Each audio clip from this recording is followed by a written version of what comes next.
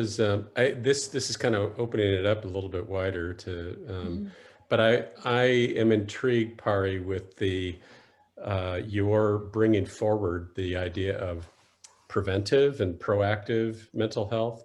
I actually almost went into psychiatry instead of family medicine, but at the time it just struck me as how very biologic it was, and I didn't feel like it was very relational. And so I'm delighted to hear on this other end of my career that it's coming back, that it's more relational.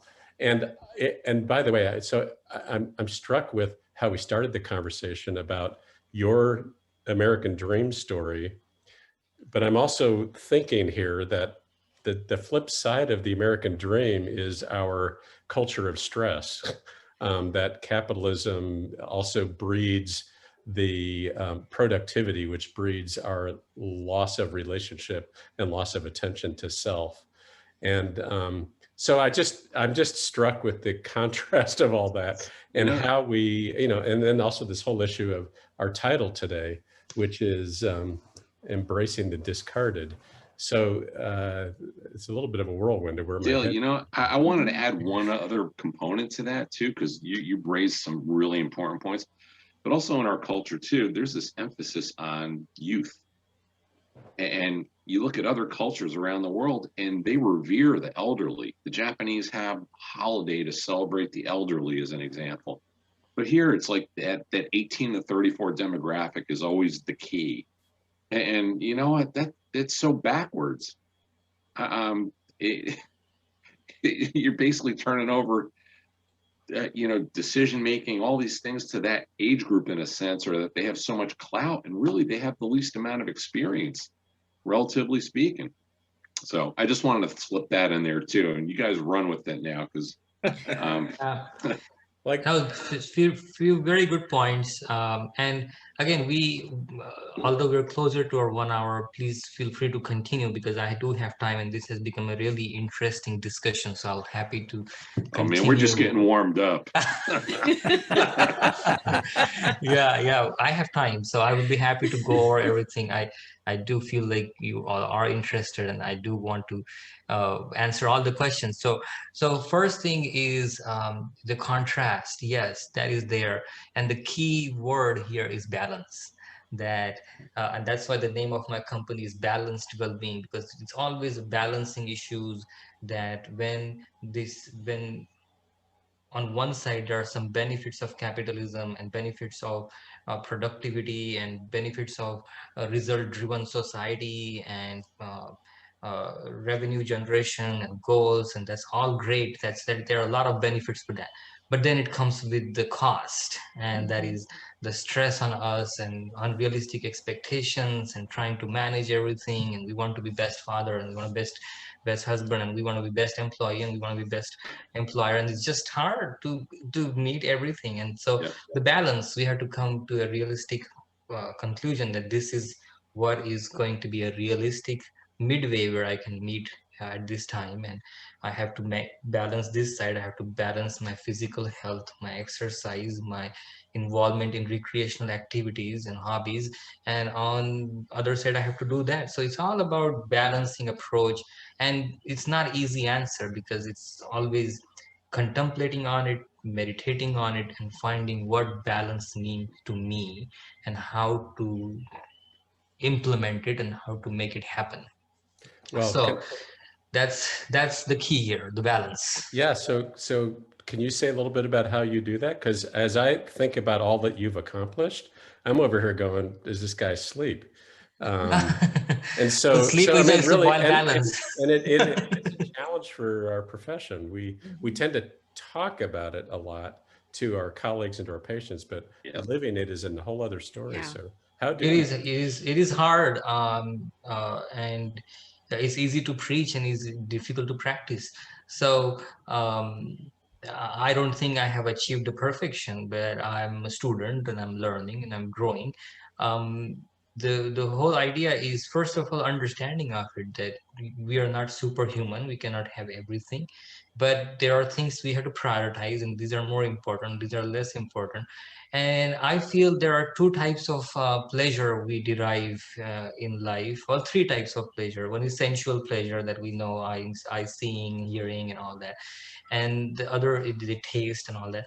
The other is pleasures related to ego, that I have done something, I have achieved something, meeting the goals, I am the physician, I have productivity, I have a car, and I have a good family, and achieving something is ego related pleasure, which is what pushes us to do better and better and have more and more excellence in our life. And the third source of pleasure is soul.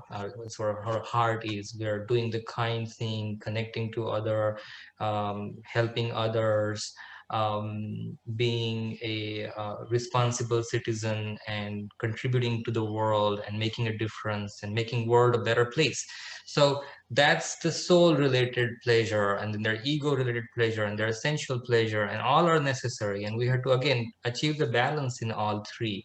And I think using the spiritual approaches and using the wellness approaches, all that helps to meet this balance. I love what you just said, and you know, and I've actually used some of that in dealing with my patients over the years, especially when they would find themselves dependent.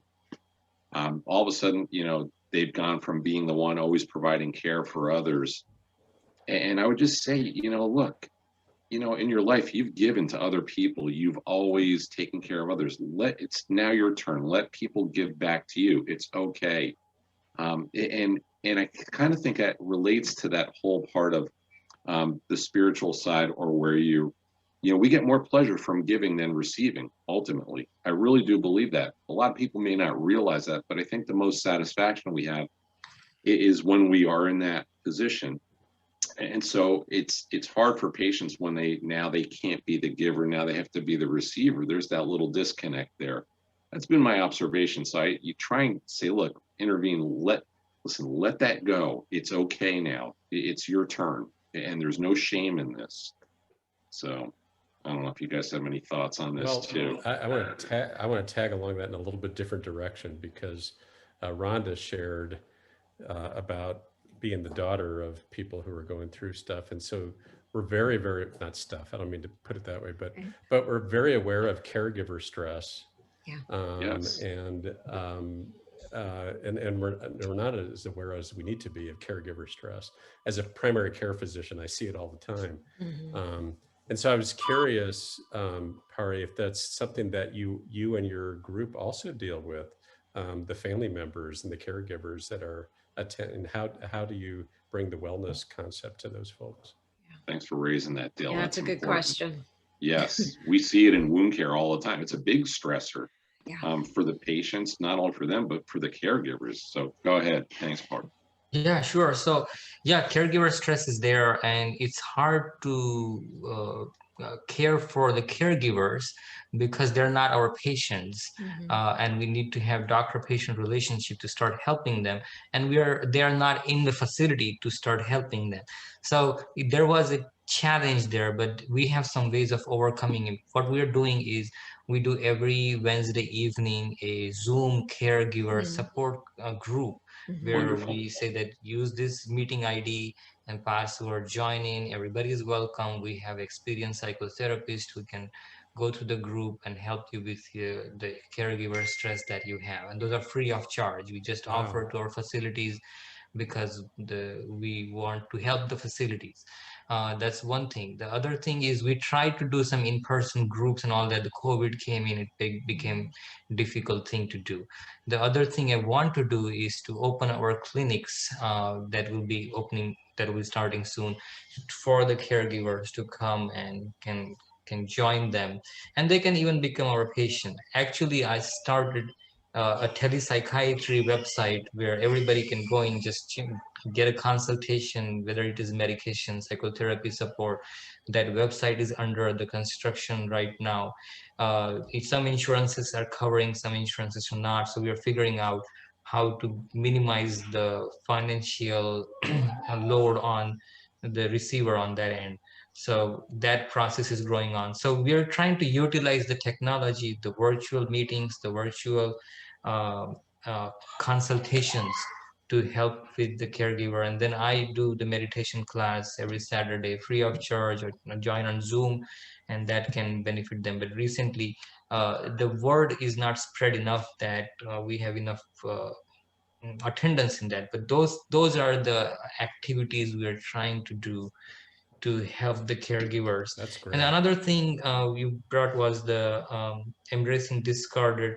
It's important because these, we have to understand, these patients are not capable of advocating for themselves. They many times don't know they're suffering. Many times they just are not cognitively intact to understand that, and many times they don't have access, do not know how to reach the source of help. So that's why the word discarded can be used for our patient, because they are not capable of seeking out the help as the other population is.